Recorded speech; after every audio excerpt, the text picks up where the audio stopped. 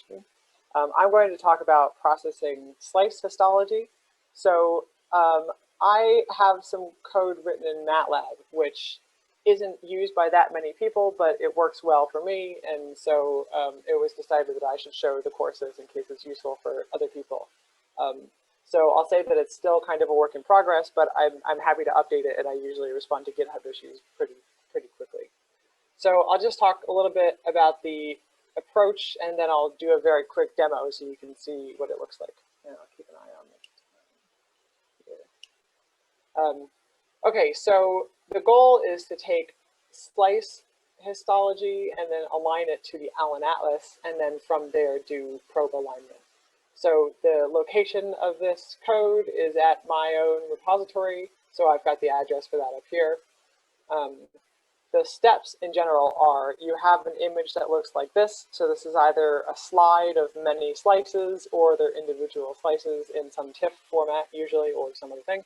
So you're going to have 3 steps to doing this processing.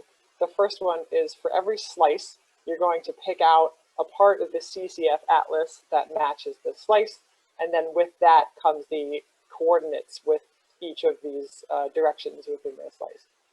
Okay, now that you have a slice in the CCF for each slice of your histology, you want to find a transform to go from one to the other. So this, in my case, is just an affine transform. And then the final thing is that now that you have a CCF slice and you have the transform, you can use that to do pretty much whatever you want. So you could mark off where your probe is, or you can mark off where cells are, things like that. So my code is one of what I think is kind of a growing number of these kinds of tools, although they're scattered throughout the internet. So I have listed down here 2 places where you can find other versions of them. So there's one on the Allen website where they've got this community website. So you can go there to find other tools.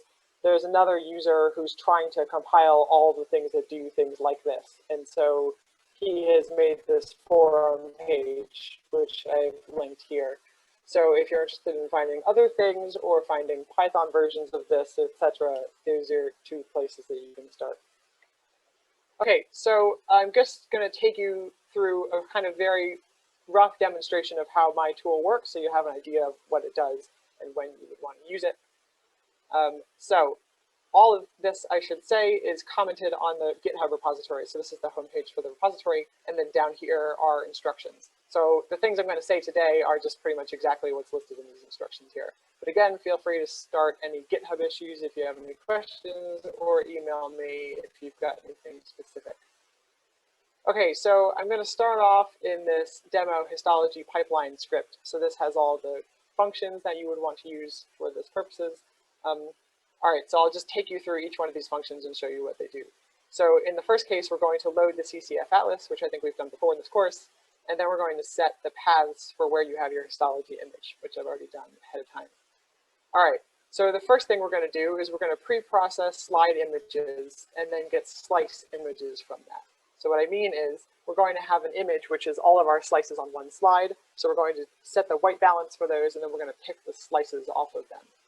So there's a couple of things we have to set here. First is the resize factor. This can either be automatic or not, depending on what the file type is.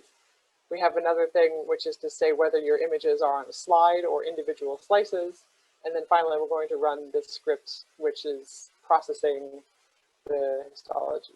So I'll run that function, and it'll pull up this loading bar.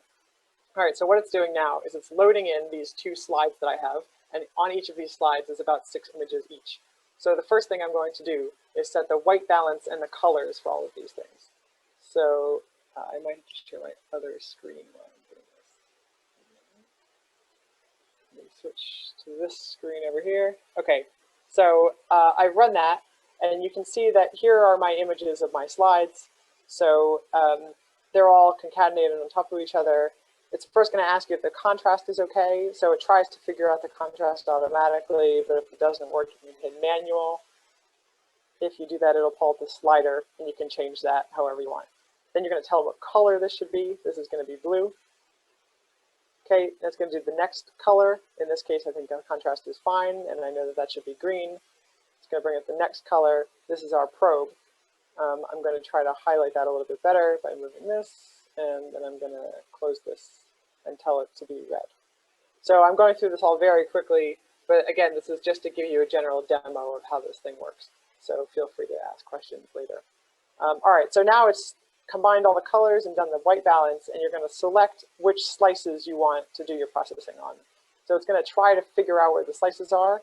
You can either click on them just like this, but sometimes you'll have this connected bit or some other weird thing. You can also right-click, and then you can select the slice this way. For all of these windows that are going to pop up on the GUIs, the directions will either be listed on the top, so you'll always have the directions available there, or the directions will be on a little window on the side, and we'll see that in a second.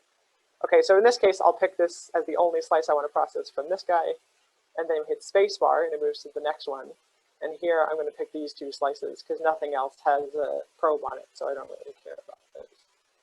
So I'm going to hit spacebar one more time, and then we've finished selecting our slices.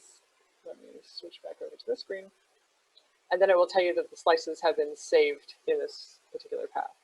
All right, the next step is that we have now created this folder called slices, in which all of our slices are in a separate image.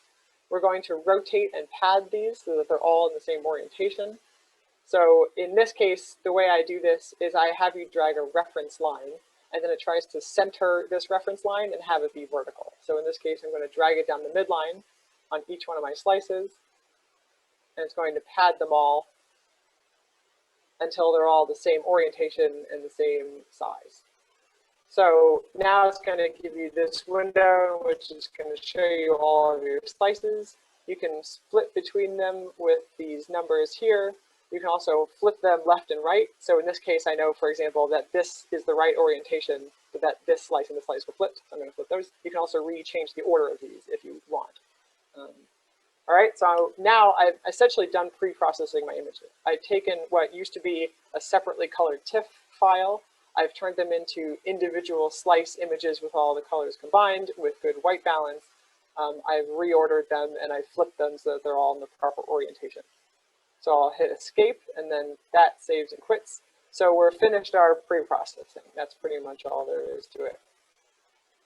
All right, the next big step is to find the corresponding CCF slice for each one of your histology images. So this is done in this control box here. So in this case, the controls are shown in the separate window here. All right, so what we've got on the left is your histology, and on the right is actually a 3D atlas. So you can rotate this with the arrow keys, and you can go in and out using the mouse wheel. So I'm scrolling the mouse wheel right now. So the idea is to first pick the angle at which your slices were selected at, which your slices were cut at, and then pick the CCF slice, which corresponds to each one of your histology images. In this case, I'll very quickly show you an example where, let's say here, if we're trying to pick the angle, we're going to find something that's asymmetric, like the hippocampus, and we're going to go back to the hippocampus, like this, let's say, and we want it to be bigger on the right than the left. And so we can tilt this until it looks pretty much like that. So that's the general idea. Obviously, you want to be more careful when you do this in real life, but I think that's good enough for now. All right, so we'll hit enter, and you'll have saved the atlas position. So if you switch between your slices, you can now move to a different part of the atlas, hit enter, and it'll save. Now, if you scroll back and forth between these two things, you'll go back and forth between your saved positions. Finally, if you go to this last slice, then we can go all the way up to the striatum, which is like about here, and then we'll hit enter. So now we can go between all of these things, and we've got saved atlas positions for all of them. So we'll hit escape, and then we'll save and quit, and it'll save all of these things and close. All right, so now we've done two major steps. We've pre-processed our image, so we have individual slices, and we've grabbed a CCF slice for each one of our histology slices. So the final step is to align these things. So I have an automatic alignment step, which does this just by matching the outline. In my experience, this works pretty well as is. There's also a manual step in which you can curate them or fix little things that have gone wrong. So this step takes a couple minutes, so I'm not going to do this for you now, but I have a pre-done one that I can show you what this looks like. So this is after they pass through this auto alignment step. Now you'll have the option to manually align them. And so in this case, it's showing you the alignment on the left and the CCF slice on the right. If you don't like this alignment, you can set some control points on one and then on the other, and then it will slightly modify this. And all these controls are shown here. So I'm not going to demonstrate that more, except to say that that's possible to fix these things. So now you're done. You've pre-processed your images, you picked a CCF slice for every image, and you found out how to transform the CCF onto your histology. So you can do kind of whatever you would want to do in this space. So one example is that you could just overlay the histology. So in this case, I'm just putting the histology right on top of my slice. And if I want to know what this area was, I just hover over it and it tells me what it was at the top. It's one example. Another thing that you could do, although I'm not sure if you would ever actually need to or want to do this, is you could threshold your images and you can plot them in CCF space. So for example, this is just taking the red channel, thresholding it, and it's plotting it in CCF. So this is where our probe was essentially in this 3D CCF space. The final, probably most relevant example to this class is to get the probe within our slices. So this is done with this function here. We can tell it how many probes we've got, and then it'll pull up this window here in which we can draw our probes on each one of these slices. So I selected 2 probes, so I have 2 numbers to pick from. When I click that, I can draw a probe on a given slice. Then I can move to these other slices and I can draw my second probe, which was back here. That spans 2 slices. So I've drawn my probe on my slices, I hit escape, and then it pulls out the trajectories for these probes. So this is where they were going through in the brain, and then this is the trajectories. So one of the things that you're left with after this is that you don't know where along this trajectory your probe was. So that takes a different kind of alignment, which I believe will be talked about at the end. Probably the version that I have to do that is obsolete, so maybe just pay attention to that. But what this does is it saves the whole trajectory.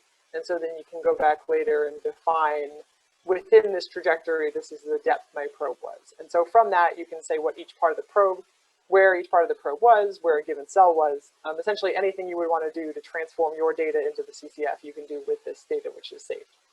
So that was kind of a whirlwind tour just to demonstrate what's possible here. If you end up using this, hopefully the instructions are relatively clear-cut. It's designed to just be plug and play. So you download it and hopefully it just works. If it doesn't, let me know. Raise a GitHub issue and I'll try to fix it. Yep, okay, that's it. Thanks.